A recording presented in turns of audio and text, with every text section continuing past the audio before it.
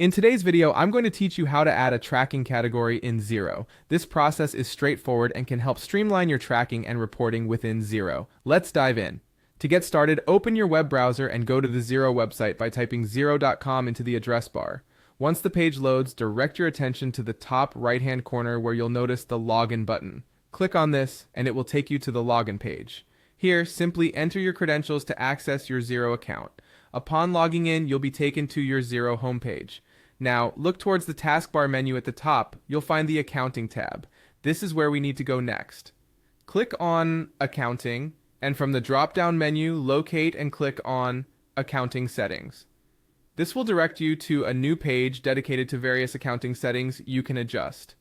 On this page, we're specifically interested in tracking categories, which are an excellent tool for segmenting your financial data. So keep an eye out for tracking categories. When you see this option, click on it, and you'll be directed to the Tracking Category Management section. Once you're in the Tracking Categories area, look for a button that says Plus Add Tracking Category.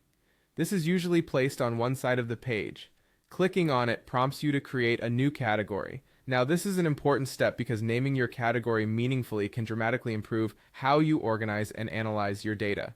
For instance, names like department, location, or project can be very informative and help in easy identification later on. After deciding on a name, you can move on to adding specific options or values you want to track within this category. These could be things like sales, marketing, and HR. The more detailed and relevant these options are to your tracking needs, the more beneficial they will be for accurate reporting and analysis. Feel free to add as many options as necessary to cover all aspects you wish to report on.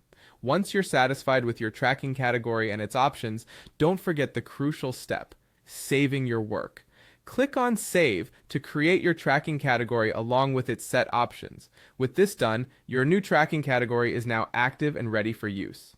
You can now apply these categories to various Xero transactions, such as invoices, bills, or journal entries. This application is essential as you can later generate reports filtered by these tracking categories. This means you can now analyze business performance by segregating data specific to departments, projects, or any other defined category.